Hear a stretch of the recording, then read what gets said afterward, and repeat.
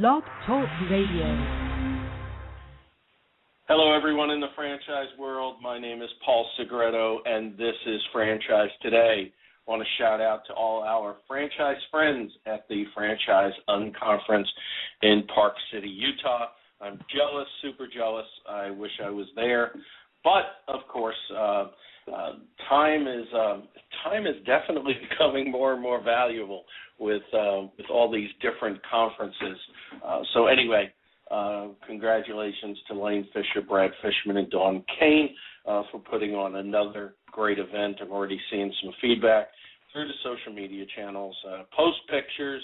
Hopefully nobody breaks a leg like John Colston of Process Peak did a couple of years ago. Really an ugly picture of a nasty-looking injury. So anyway, have a good time, and then safe times on the slopes and safe travels back. Talking about conferences, of course, we have the the multi-unit franchising conference coming up in Las Vegas at the end of the month. Of course, that's by Franchise Update.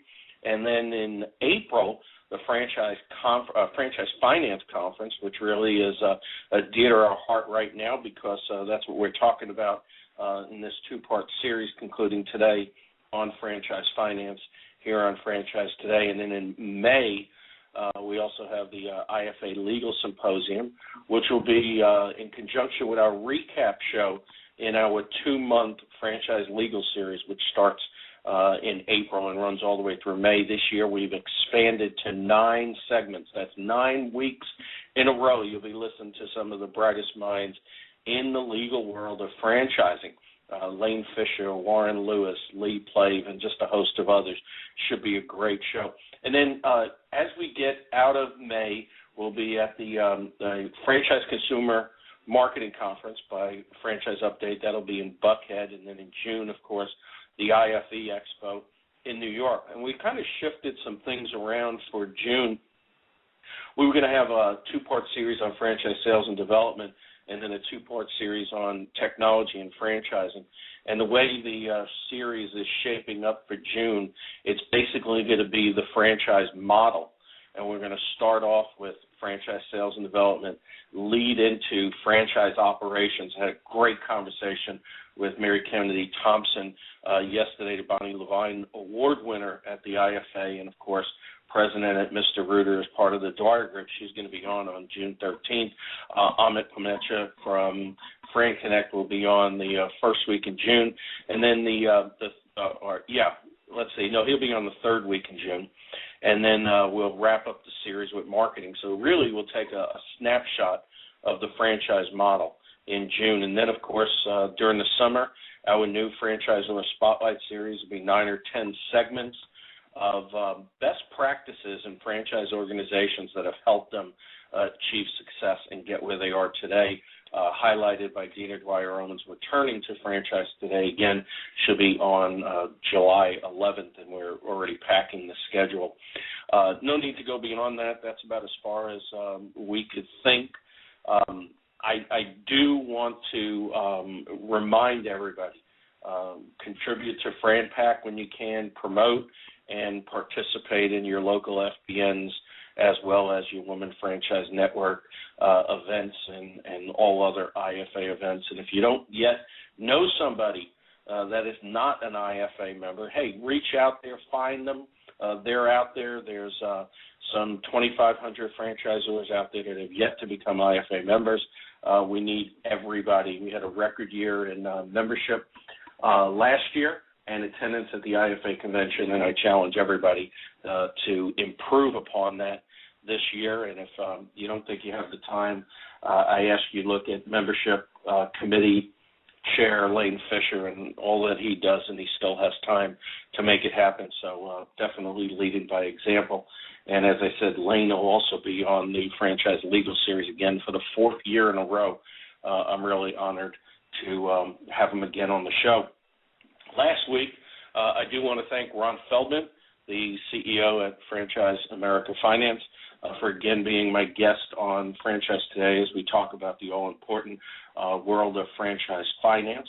And today we'll be talking franchise finance again, from unit economics to FDDs and FPRs. For those of you that don't know what those are, FDDs, of course, are franchise disclosure documents, and FPRs are financial performance representations, typically known as an Item 19. And my guest today is Sandy Shoemaker. Sandy is a partner at EKS&H. We're going to discuss various items of importance to get the franchise house in order for successful franchise financing and ultimately successful franchise development, because at the end of the day, that's what it's all about. We're going to be discussing exactly what I just mentioned in our topic. So, in our topic title. So, without further ado, I'd like to introduce Sandy. Sandy, finally, welcome to Franchise Today. Thank you so much, Paul. It's great to be here, and I appreciate the opportunity. Yeah, and I say finally because you and I have spoken a couple of years now about bringing you on the show, and I'm so happy that we were able to do so.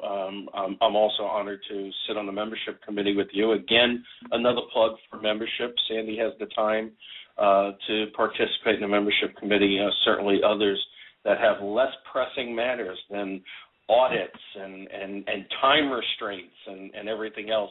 If Sandy could do it, if I could do it, Lane could do it, you could do it as well. That's right. It was a great record year at IFA. And before we jump into the nuts and bolts of today's segment, what's some of your insight, your perspective coming out of the IFA convention? You know, I would say this was a really upbeat convention. Over the past couple of years, the membership attendance has been down at the conference, and a lot of people trying to figure this thing out with the recession and the credit crunch, and there was definitely a different feel this year. I think we had definitely had increased attendance, and everyone having a lot more positive outlook that they could get some deals done, and that definitely momentum is carrying forward throughout the early part of 2013 here. Yeah, momentum is definitely key. It's I was thinking back to 4 years ago when we were at the IFA convention in San Antonio, and there was some, 2,300 attendees. Of course, we were spread out through 3 guest hotels, or host hotels, and it just, it seemed so lackluster. It was just like we twisted everybody's arm to be there compared to this year. 3,600 plus people. I know they expanded the trade show floor 2 times, and still it was packed. I've never seen it that packed, and also, as you said, so much enthusiasm, so much momentum being built. I mean, it was so electrifying. It really was. Absolutely. I definitely came back jazzed and ready to hit the ground running, and lots of new systems out there that we got an opportunity to meet at the conference, as well as some existing systems that are finally being able to come and hold their head high and say we've sold some new units, and definitely you mentioned the multi-unit conference coming up there, Paul, and I think that's definitely a trend that I saw in conversations that I was having at the conference. Absolutely, and I want to remind everybody we're doing a 2-part multi-unit franchise series that'll start next Thursday. Mike Manzo, the COO of Jersey Mike's, will kick off, and we are firming up a guest for the following week because we had one that had a travel conflict. So my buddies at Fishman Public Relations and Marketing are helping to finalize that guest. And I do want to shout out to the great team at Fishman PR and Marketing, our strategic partner on Franchise Today, and, of course, on France Summit as well. Thank you to Brad and Sherry Fishman, Deborah Vilchis, and the entire Fishman PR and Marketing team. Without you, we wouldn't be here today, certainly to the level that we are. That's certainly appreciated. So, Sandy, you're with EKS&H. Tell us a little bit about EKS&H, because obviously the name doesn't indicate what you do. Very good point. EKS&H is a regional CPA firm. We're based out of Colorado. We have clients all across the country, and franchising is one of the areas that we focus in as a firm. Very proud to be part of this organization. It is a little difficult in the franchise community where it's all about branding. That EKS&H is a name well known here in Colorado, but as you said, doesn't really reflect who we are and what we do. We work on both the franchisor and the franchisee side of the equation, and really our goal as an organization is to come alongside our clients and help them achieve their goals. We do provide your traditional audit and tax services, as every franchisor needs an audit to go with their FDD. And tax planning and tax structuring is a very key part of elements within the franchising community. But we go beyond that. We have a significant consulting group here that really can get in and work with our franchise systems to help them understand their processes, their procedures. How are those franchisees really operating? We have this fantastic operating manual that's out there, but how are those franchisees really operating as compared to that manual? And also have services along the lines of IT. I know a lot of systems out there believe that technology is the solution, where I believe technology is the tool, and we can get in and help you understand how to work with your system on what you're trying to really accomplish, and then how do you bring IT alongside of that as the tool to get to your end goal. So we have some great partnerships with our clients out there, and really it's a lot more than just doing the compliance work that we really enjoy with working with our systems. Very well said. You know, last week we started out this two-part franchise finance series, and certainly 2 parts is not enough, but certainly enough to whet everybody's appetite and at least educate them to the point of maybe being more dangerous than before. But talking with Ron Feldman last week, and he was going back to stuff that Tony Martino from AMCO and Mako back in the day had said, you know, get your franchisees successful, and of course you'll have a successful franchise brand. I know Fred DeLuca mentions that a lot as well, and it really does make sense. Daryl Johnson from Frandad was on a couple of years ago in a franchise finance series with me, and he indicated the same thing. You know, it's common sense. I mean, it really is not rocket science. You know, get the franchisees successful, and the brand and the system will be successful as well. So, a big buzz topic that really is shining through as part of our topic title today, unit economics. How important, from your opinion, sitting on the side of looking at financials, preparing them for FDDs, working on item 19s, you know, obviously for the objective of seeing the franchise system grow. How important are the improvement of unit economics in today's franchise world? You know, Paul, I really think it's at the core. Over the last couple of years, as business in general has struggled to be profitable, understanding your unit economics is really at the core of running your business. And unfortunately, I just read an article recently, and there's a large majority of small business owners that just don't even understand their financial statements. There's a lack of education out there, and businesses are run by the checkbook. And I don't want anybody to feel like they're alone out there. That is definitely a prominent way that small business owners look at running the business. If I've got cash, then you know I can pay my people, and I need cash coming in the door. It's definitely a driver. But understanding the full unit economics of your brand or your system really is a way for the system to flourish. Understanding how the franchisor can support the system. I think we've definitely seen a resurgence of emphasis on that as we went through the downturn. You know, many of brands had to close a lot of stores. Many guys walked away from their stores because it was too late. They didn't understand how it fell so fast. And really the franchisor needs to have a process and a system in place to understand the unit economics, as well as teach it and educate to it, and then help the franchisees understand how do I make adjustments when I'm out of line. And we really think that's key to building a profitable system. Yeah, absolutely. I think the big problem that we see today is how many franchisees and, quite frankly, how many franchise or operations personnel really don't understand how to read a profit and loss statement. Exactly. And it doesn't have to be complicated. I really am a believer in breaking it down into simple pieces and make sure you understand, everybody understands sales. They understand whether you're selling a burger or you're giving a massage, everybody understands sales. But do they understand the cost of providing that service or that product? And, gross margin is really how you need to move off of the top line and understanding what margin comes out of providing that service or product.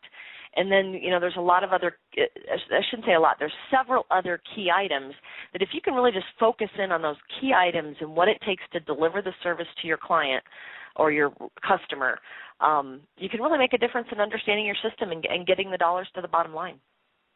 So that's a good point. So we talk a lot about KPIs, key performance indicators. What are those key items that the novice franchisee that it really doesn't yet understand P&L, what are those key items that he should specifically or initially look at? So I think the first one is of course your sales, but then really your cost of your product. What goes into building, providing? Is it materials? Is it food products?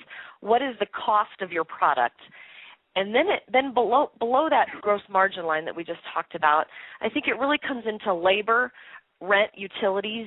Those are really some of the key drivers. If you really look at where your dollars are going out the door, those are the key items that if you understand how your system needs to be set up and what those numbers should be as a percentage of your sales. And if you kind of boil through those key items and understand those are definitely areas that people have spent time on in the last 2 or 3 years. I can tell you every system that I'm working with, we've had long discussions about renegotiating leases, going to landlords and seeing if they can have an impact in their rent costs. But when you put the whole picture together, I think it really behooves a system to understand what their break-even point is at the unit level. What is it? How many dollars do I have to get in the door so at the end of the week I at least know what my break-even point is? Am I covering my costs that I'm incurring? And that's a process that is not hard to put together, but can be taught rather easily, I think. Yeah, I think there's also a practical and a realistic approach here as well. Just recently, I was working with a franchisee in one of our client partner brands that was indicating that their P&L wasn't quite as stellar as they would like it to be. And, of course, in getting them to share the P&L, which always seems to be like pulling teeth, but getting them to share the P&L, I looked at some $400,000 of sales in 2012, and a couple of things looked in line, cost of goods. But when we went down the P&L a little bit, and I think you'll love this, we saw a line item that said supplies, and it was separated from the typical cost of goods. So it was like this category that was just there to hide stuff. And from almost $400,000 worth of sales, this quote-unquote supply category had $92,000. Oh. Wow. Wow. Somewhat. 23% of your total revenue is in a supply item. And I said, what is this? And what's in there? Finally, after pulling some teeth, we got the subcategories and the items, and it was everything from personal car expenses to $14,000 worth of travel and expense when they had absolutely zero travel necessary for the business, and just a host of other things. And of course, we know, there are people that look at this as, business owner perks, and that's fine, but you have to have a clear snapshot of what the business entails and what the business is producing, what the results are out of the business. You want to do those other things, that's something between you and the three-letter acronym at the federal government to deal with. But in looking at that, and what I try to explain, and I'm sure you as well, and I'd like to hear a little bit more insight from you on this, is that, at the end of the day, everybody needs to look at an exit strategy, whether it be voluntary or involuntary. Hopefully it's voluntary and it's of your own choosing. But you get to the point of selling the business, you can't do this wink, wink, nod, nod to a new franchise or a new purchaser of your business and say, well, I did this and I did that, and that's not reflected in here, because banks, wherever they're getting their financing from, are becoming more diligent in really looking at these financials. I can't even believe we're saying more diligent. I mean, they should be doing it, should have been doing it all along. But that, again, is another story for another day. But, you're hurting yourself in the long run by playing these type of games. And I know you see this day in and day out. What are some of your thoughts and perspective on this? Absolutely, and we understand this happens, and you get an opportunity to sit down with a business owner, and it's this is my company, it's my organization, it's my money, but it really inhibits the ability to really understand how strong the business is, and I really like your perspective there, Paul, on exit strategy. Is when you look at what you're ultimately going to do with this, whether you're a franchisor as part of the whole system or you're a franchisee, a multi-unit franchisee, to really understand what kind of value you can get out of that business, you really got to peel that stuff out. You can understand, you can use, let's see, the best way to say this, you have the access to those dollars, but treat it as a distribution. Get it out of your P&L so that your P&L is pure, that your P&L shows truly what the operations of the company are, so that when you go to have a conversation with a business broker or whoever it is that's going to come in and look at your operations, you have a true picture of showing them how profitable that company really is. Irrespective of the not even addressing the issue with the IRS and whether those are really tax deductible items. Right. Everybody knows it happens out there, and we're not by any means condoning that. Right. But I really think you're just hurting yourself if you're accounting for it that way. Put it through as a distribution so that you can track it that way, and then you know how much money you've taken out of the business in the past year too. I think that's always a good number for a business owner to know. Or a lot of times the franchisees, it's a husband and wife situation, and both of you are involved in the business, and there's just stuff that you do that is somewhat business related. Let's just move that out, that personal stuff, whether it's trips or dry cleaning or I don't know, I can think of all kinds of things that go into that supplies line that you just saw there. But it's just, you're really hurting yourself by not understanding the true economics of your system. Yeah, I agree. And I think the extension to that, too, is the salary that they claim for themselves. I had another franchisee that said just not making money, and they were in the $400,000 to $500,000 range. And when I looked down at it, it said owner's salary $104,000. And you say, okay, well, is that really profit? Probably so, if you're able to do it and still in the black. But you have to be able to identify that, because if you're bringing on, if you were doing this strictly as an investment and you had to replace yourself, would you be paying somebody $104,000, or might you be paying that manager $60,000, and then that would be an additional $44,000 being brought down to the bottom line? And again, ultimately it just hurts themselves. And I'm a firm believer in talking exit strategy.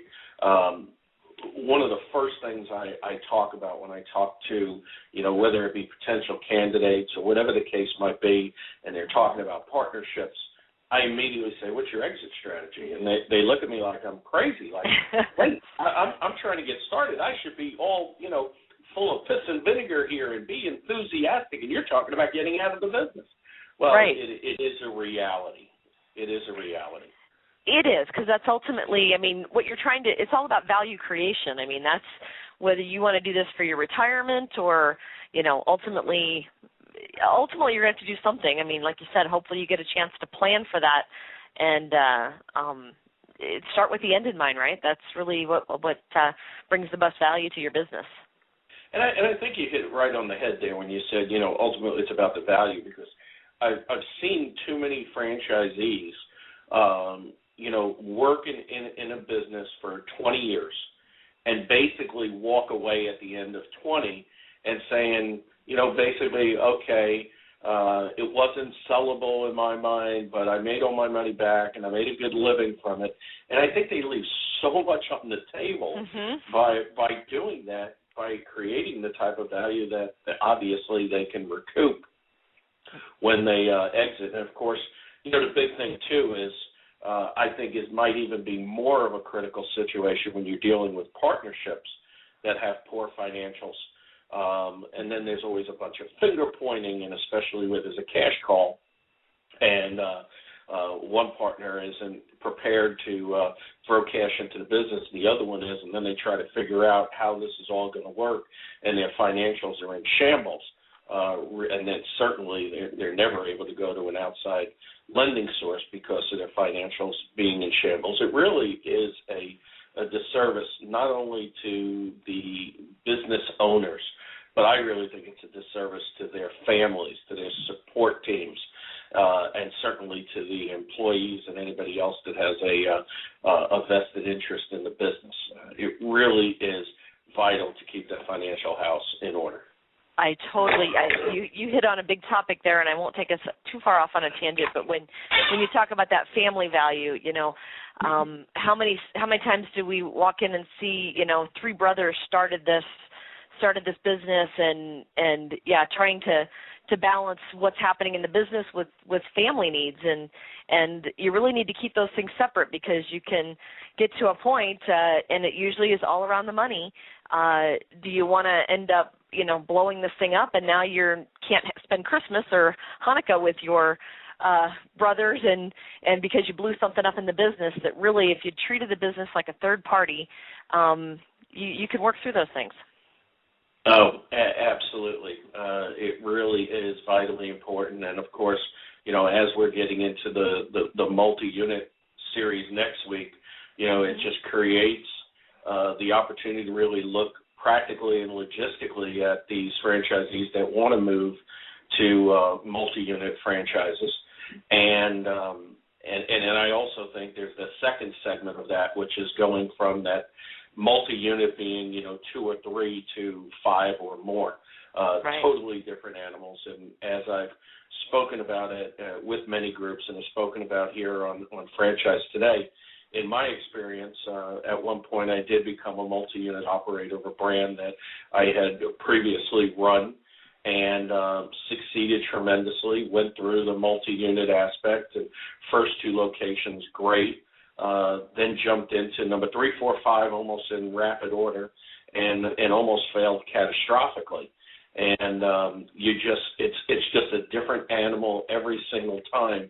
You can't just think, well, I ran 1 good, I ran 2 good, that the 3rd, 4th, and 5th are going to come into play. And from my situation, as I speak about often, I mean, it was an emotional side. I looked at it. I wanted my 3rd location rather quick. I was taking over underperforming locations. When the first 2 was such a great success, I had underperforming franchisees, basically want to hand me their business to turn it around and do it on a note just so they can recoup something. And, you start thinking like, wow, I got this swagger, I can make this work. And the 3rd location that I wanted, we couldn't come to terms with. And I just was in this emotional state. I had to have another location. And I took over one that was clear across town, where the first 2 were very close together, and the one I wanted as my 3rd one was very close. It would have been perfect. And I bought this one that was clear across town, and then subsequently we came to a deal with the one that I wanted. So now I had 4, the 3rd and 4th coming within weeks of each other. And wow. Very foolish, very letting your ego and emotions drive the decision. And then I added insult to injury by saying, well, I got this one clear across town. If I just had some mass out there, some critical mass out there, another location to look at, then I could warrant spending some time on that side of town. And I made the ultimate mistake in my plan was I started a new location. And the others were just turnaround, which were, to me, were simple. But then adding a new location and the startup phase and build out, oh my God, and the house of cards just got, fragmented. And, so right. I've definitely learned from those mistakes, and I try to teach the same to franchisees. But, of course, that, again, is another story for another day. We are franchised today. We are live talking with Sandy Shoemaker of EKS&H. We're talking franchise finance from unit economics to FDDs and FPRs.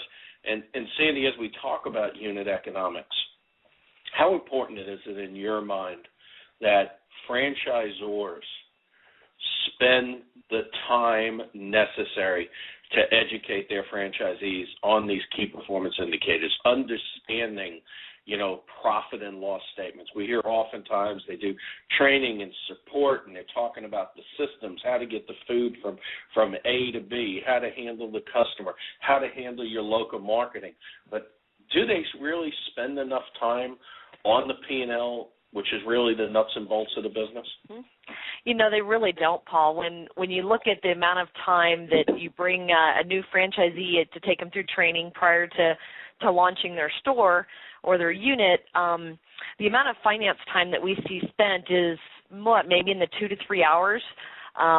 It usually entails, this is kind of our point of sale system, and they teach them all about how to run the point of sale system, and maybe might do something about, you could use QuickBooks or have, you need to do something to track your expenses, but there's really not enough time spent educating those franchisees on how to be profitable, because if you don't really understand how to be profitable, you're not going to be able to keep the door open. You're not going to be able to take care of those clients. Absolutely, and certainly it goes beyond the initial training, ongoing, looking at these key performance indicators. And do you think oftentimes it's ignored because the franchisor really doesn't want to see what that true bottom line is? I don't know that it would be that really, Paul. I think a lot of it is the franchisors haven't really set up a system to be able to hand over to the franchisee, and they some of them don't even want to take responsibility for it. They say, you go figure this out, you need to do something, and ultimately you have to file a tax return, and that's your responsibility, Mr. or Mrs. Franchisee. And really if they just took a little bit of time, we have the opportunity to come in, set up a system and a process. What's franchising all about? It's all about being able to replicate what you did at point A and now have 100 of those, right? So right. The backbone, the back office, the finance part of it, the accounting part of it really should be part of that system. If you took some time, brought in somebody like EKS&H, but brought in somebody to set up your system, and whether it's QuickBooks, whether it's whatever type of platform you want to set it on, can all be done in the cloud. It can be set up in a way that it's turnkey for the franchisee. Now they understand what they're supposed to do. You taught them how to give a massage or flip a burger, and teach them how to do the finance side of it as well. And understand that you as the franchisor, you need that information too to understand when your system's starting to struggle or when your individual units are starting to struggle, and the benefit it gives back to the franchisee. If we can pull all this data together, be able to show how the whole system's doing, and push something back out that really helps the franchisees understand, oh, wow, my labor costs are at 22%. The average is 16%. How do I get from 22 to 16? That's where you can really bring some profits to the bottom line of your franchisees and ultimately to your system. Absolutely. And if we get nothing out of this, I think the fact that you've mentioned it twice right now, I think we can see some new massage burger concepts coming up. I need to think of some other brands off the top of my head. I need to look at my list here. Yeah, I do agree. More time needs to be spent. And of course, that starts us looking on the franchisor side more. Obviously, with an FDD, the franchise disclosure document, there's a bunch of financial information from there. Obviously, the franchisor also needs to make sure that their financial house is in order. And the same thing holds true. I mean, I don't want to just put the onus on the franchisees of putting these owner business perks onto their P&Ls. I mean, franchisors I've seen a lot of franchisors do the same thing, and obviously having to have their financials audited, as well as banks looking more and more at the FDDs, including those audited financial statements. Ultimately you're doing, not only yourself a disservice, but obviously franchisees, both current and new ones coming in, that might be adversely affected by some of the information that you're trying to hide or push into your financials. Well, to give a shout-out back to your conversation I know last week with Ron Feldman, if you want to bring somebody in like Ron to provide some financing to your system, whether it be at the franchisor level or as a franchisee, you need to be able to give him the information that he can really rely upon to understand how you can finance the deal. Right.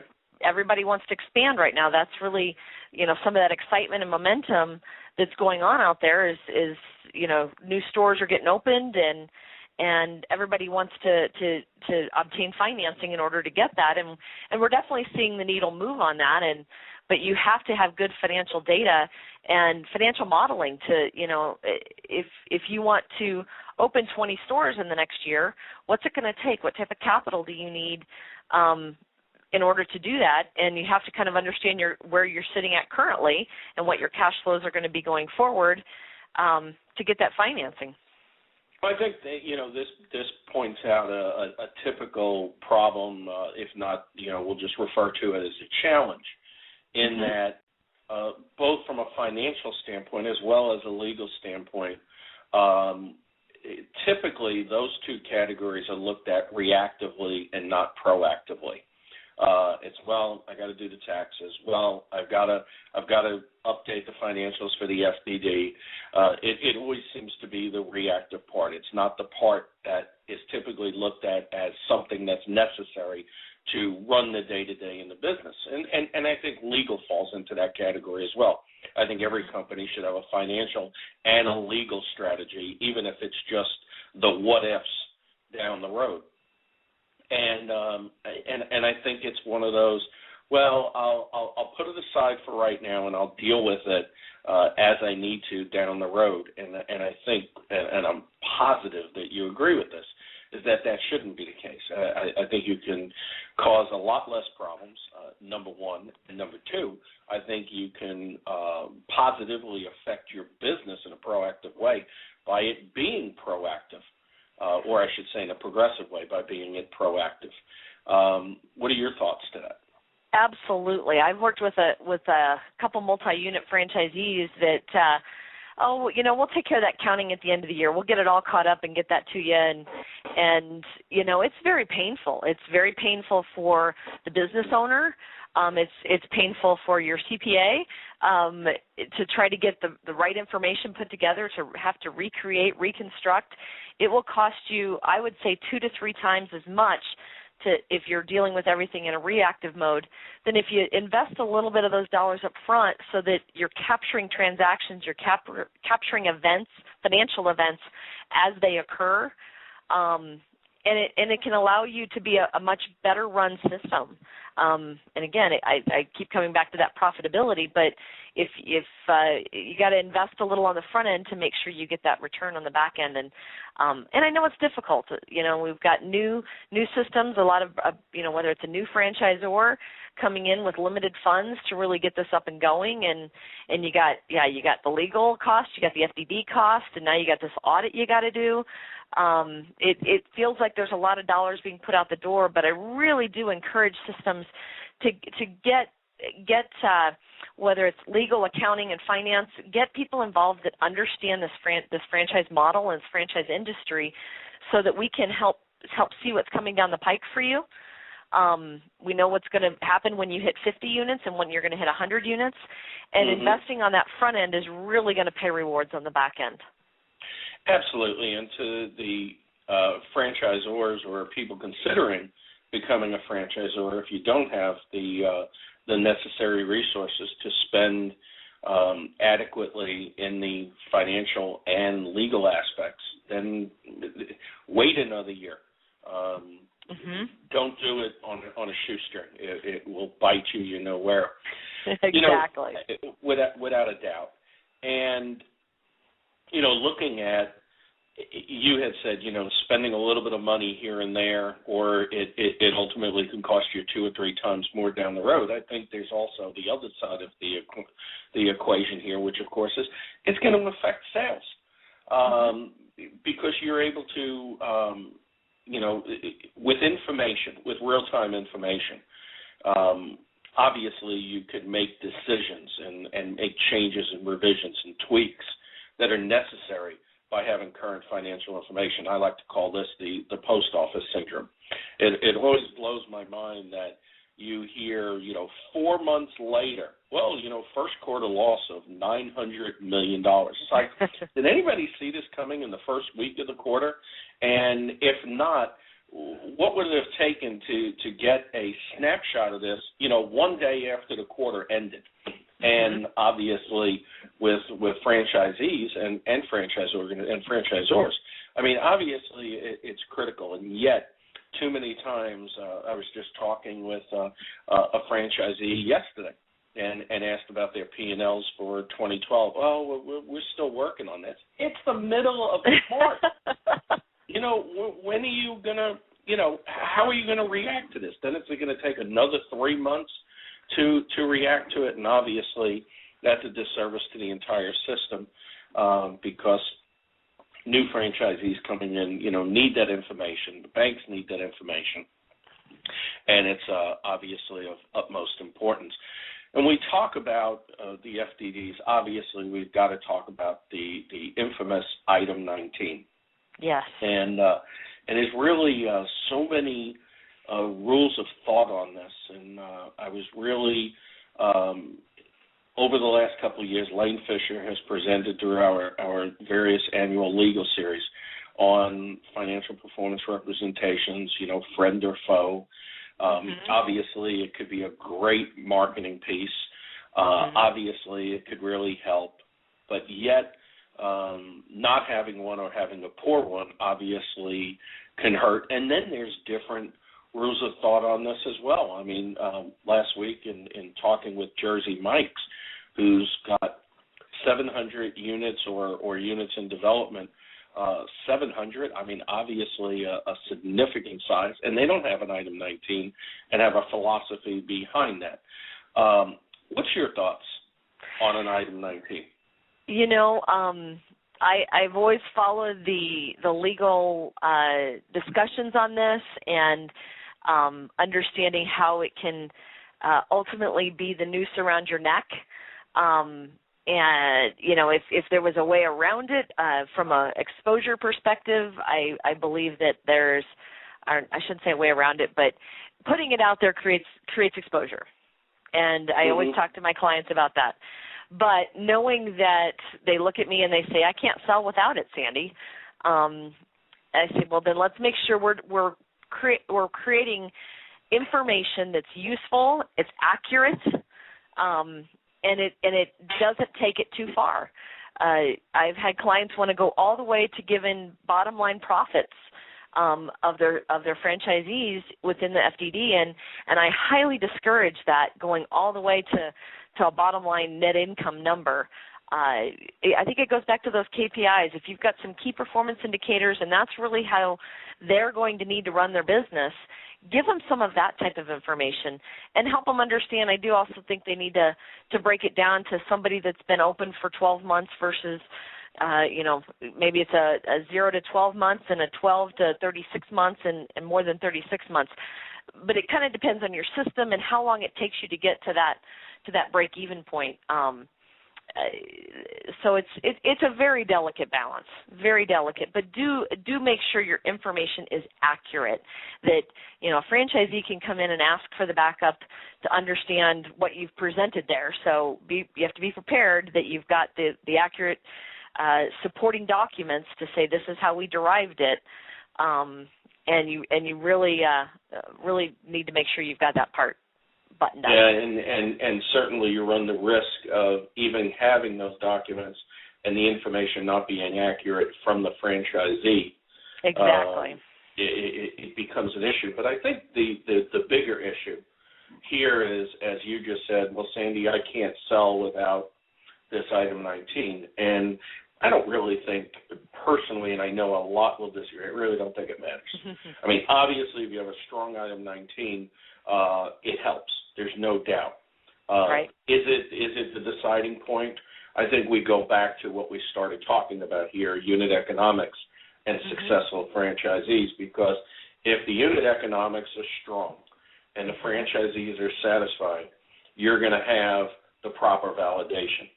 So no matter what your item 19 says, if ultimately they talk to the franchisees and there's a lot of discern there, certainly, and if there's discontent, certainly they're not going to validate well. And I don't care how good your item 19 is at that point, you're not going to sell a franchise if you've got those type of problems. So the item 19 isn't the holy grail that some people are making it out to be. To me, the holy grail is really the organic development possibilities of the positively memorable customer experience at the store level, customers saying to themselves, wow, this is great. I could see myself doing this. Talking to the franchisee who says, I would do this again and again and again, hands down. Then, of course, the rest falls into place. I don't think it should be the opposite.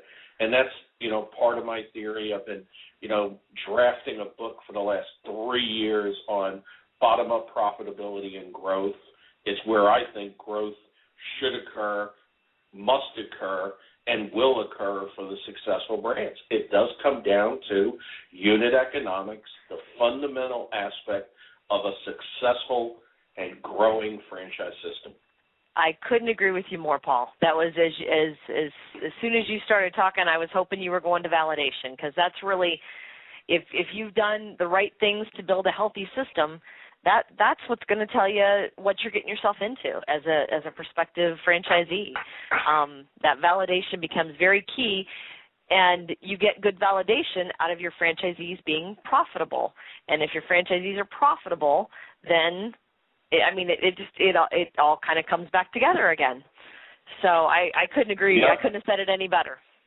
Exactly. We're talking on Franchise Today. We're live with Sandy Shoemaker from EKS&H, and we're talking about the novel ideas of profitability. You got to love it. Yeah, it is all about that, and just not enough emphasis, to me, is put into that bottom-up profitability and growth. And truly, to me, the basis of the interdependency that the franchise relationship should have that ultimately makes successful franchises. I think back in the day, when Subway started and Subway sandwich shops, and their only lead generation, that wasn't even a coined phrase at that time, but their only lead generation was basically the 800 number on the cup and the 800 number on the napkin. And it truly was about the experience that customers had coming in, interacting with the franchisee, and then saying, you know what, I'm going to call 1-800-SUBWAY or whatever it was, and getting information. And I really think, and obviously you hear it as well, maybe from a different perspective than I do, but we still hear the same thing. Oh, leads, there's so many tire kickers, and I don't know which way I should spend my money. Is it portals? Do I go to brokers? Do I go to this? Do I go to that? And we lose sight of this basic element of creating that experience and bringing in the people from that level. Now, that's not to say that part of the strategy shouldn't be towards, maybe attracting, multi-unit franchisees from other concepts like Muya Burgers is doing right now, and Jersey Mike's has done with some previous or Domino's franchisees. That's obviously an aspect, and your financial house better be in order if you're going to attract those type of successful multi-unit operators. But on the other side, it really needs to be focused on that customer experience, drive the growth organically, make sure that the franchisees are positively affected by their franchisee experience, ergo, make sure they have positive and improved and constantly improving unit economics. Absolutely. If you can bring it together that the franchisee and the franchisor all have the same goals in mind, and that's to build this brand and build the profitable system, then you don't get into the situation where the franchisees don't want to give the franchisor any information because, Big Brother's looking at me. That's not it at all. If all of you guys are aligned in the same direction, you want to be able to compile that information and get it back out and share it as a system so you can grow the system. And when you can help your franchisee down the road be a better franchisee, and, compared to you being a franchisee, if you're both are doing well, all that does is, it rises the tide, right? It lifts everybody at the same time. So as a franchisee within a system, I think it's important that you want to know that all the franchisees are doing well because that's going to make you a better brand. Oh, absolutely. And, we hear a lot on the marketing side of content being king. And I often say that if content is king, then data is definitely queen. And I think it's just so important as we talk about, financials and the information that can be used. And obviously people, utilize it for their financial performance representations. But, they could use it in a lot of other ways. Obviously, you take a brand that has 100 units and there's different regions of the country. They're able to track trends in different parts of the country if they have accurate financial information. They're able to track, the various rents, labor, cost of goods in different markets, marketing in different markets, and it all comes out to data. And if you don't have good financials, you're not going to have accurate data that's going to help progressively move the brand. But again, Sandy, this comes back to being proactive, looking at the financial services that are necessary to build a sustainable brand for the long term. You have to look at the financial piece proactively, not reactively because April 15th is closing in on us. Exactly. I know it's when you think of the finances and especially in an audit, when you're going through a financial statement audit, everything is looking in the rearview mirror. But if you've put it through the right lens, it's what can you learn from that information that can help you predict what's going to happen the next 6 months.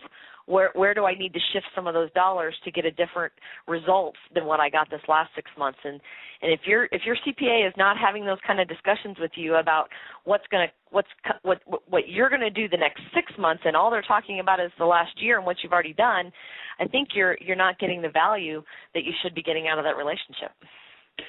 I couldn't agree more. We're on Franchise Today. Sandy Shoemaker is my guest from EKS&H, which is now flowing off my tongue very simply because I would always stumble over EKS&H. But anyway, Sandy, we'd be remiss in not talking about unit economics and franchise finance without talking about, mandates and different things that are coming down from Capitol Hill. As we get to the top of the hour, and I told you an hour would blow by real fast. You did. As we get to the top of the hour, with these things coming down the pike from Capitol Hill and some already here, how do you see this affecting franchising moving forward? I guess there's a couple things that come to mind. One of the things that we do typically see is most small businesses are set up as flow-through entities, whether it's an LLC or an S-Corp. If you are trying to make that decision right now, we highly recommend the LLC structure. It provides you the best flexibility. Might be a little bit, we're starting to see people question that type of entity structure due to the tax rates. So when you look at how those dollars flow through and the tax rates you're going to pay on your current dollars, they are going to be a little higher as you go forward into this next year because those dollars get reported on your personal tax return, and as we know, personal tax rates are going up. But I do suggest that you keep a long-term perspective on it. It's a slight increase today, but you still are avoiding, we mentioned that exit strategy, and ultimately that's what we're working towards, right? So ultimately I want to get the value out of this business, and those flow-through entities are still providing a single level of taxation versus moving to a corporate structure in which you're going to be double taxed in that exit. So it's that short-term view versus long-term view, and I do highly recommend that you look at the long-term perspective on that.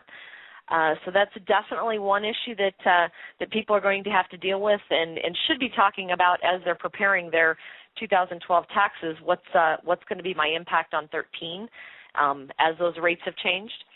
And then I know the other item, and you and Ron had some discussion last week on, is definitely healthcare. If you have not sat down with a healthcare consultant and gone through to understand what the cost impact is to your organization, now is the time to do it. Please go have those conversations now. As you're going through renewal season, everyone kind of has in their mind that the mandates and some of the issues don't come into effect till 2014. But if you're in the process of renewing all of your health care benefits now, you're renewing in a period that crosses over into that new mandate. And so you're going to have costs that can't be determined right now due to the insurance companies they don't have that crystal ball to look forward enough to know what's going to happen. But the conversations that I'm having and hearing about is, rates are going to go up in the double digits. And so don't wait too long to be understanding that the impact of that cost on your business. I know a lot of organizations out there are understanding, can I stay under the thresholds? Can I put everybody on part-time? And I would tell you, understand what that's going to do to exactly what you said, Paul, that customer experience. Mm-hmm. That's right. I have this vision that we're going to put everybody on 25 hours a week, and you're just going to end up kind of destroying this culture that you have with your employees. And I think it's real important to make sure you understand the impact that has on a lot of other things other than just the finances of the company, but definitely understand the financial impact of that now. Don't wait. Right, and as Ron had said last week, that we're actually predicting a little bit more of the old owner-operator model as they wean out some of those hours. The owner-operators, especially the ones on the non-food service side, where they're more apt to, replace their job as opposed to looking at, a big entity, a big enterprise. Right. There's going to be more of that. It's really an interesting time with things apparently getting even more complicated, and we're talking about proactive measures. Obviously, there's a lot of people out there. There's a lot of business owners, franchisees and franchisors alike, whose financial house is ghetto-like, to put it very bluntly. But yet, yes. What do you say to them? I mean, is it too late for them to just take their head out of the sand, where I say that their most vulnerable asset is sticking up for all the world to see? What do you say to them? I mean, is it too late for them really to get their financial house in order and face the daunting task of doing so? No, it's not, Paul. I think it's real important to have a service provider, whether through your accountant or your CPA, that you can sit down next to and say, okay, help me. I've got this mess. I'm tired of dealing with it.